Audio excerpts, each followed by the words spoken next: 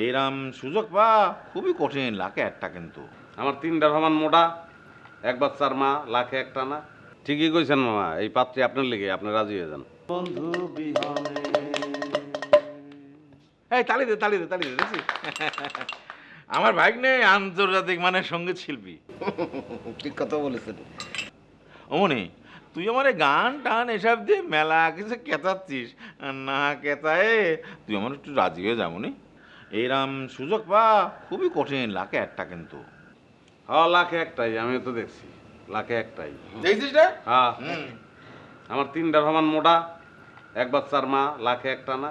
আর যেমনি আমার দিকে চাইয়া ছিল, মানে কাঁচা খাইয়ে ফেলাইবো, বিয়ার পরে কি করবো আল্লাহ না জানে। বাবু, তুমি বুঝতে চেষ্টা করো, এটা হচ্ছে একটা প্রাকৃতিক প্রসেস, প্রাকৃতিক নিয়ম। মনে করো সাপিনী সাপের দিকে তাকিয়ে থাকবে, বাঘিনী বাঘের দিকে তাকিয়ে থাকবে, তোমার বউ তোমার দিকে তাকিয়ে থাকবে। এটা প্রাকৃতিক সিস্টেম, যুগ যুগ ধরে এভাবে হয়ে আসছে। ভাই এইসব উদাহরণ আমার দিয়ে লাভ নাই ভাই। সাপিনী ঠিকই ধরছেন, কিন্তু সাপিনী সাপের দিকে চেয়ার নাই, সাপিনী ছাগলের দিকে চেয়ারেছে। আমি ওই ছাগল, সাপিনী একটা নিঃশ্বাস টানবো, আমি সাপিনীর পেটের ভিতরে। বাবুদা কি নিজের উপর কনফিডেন্স পাচ্ছেন না?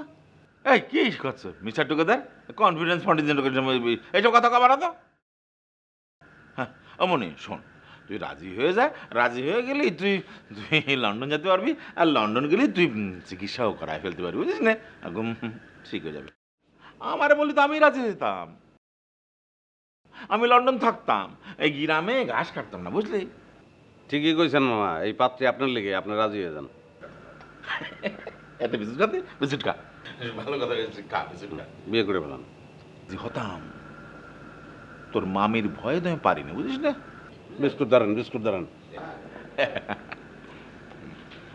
মামা আমি একটু চিন্তা ভাবনা করি, তারপরে জানাই। হ্যাঁ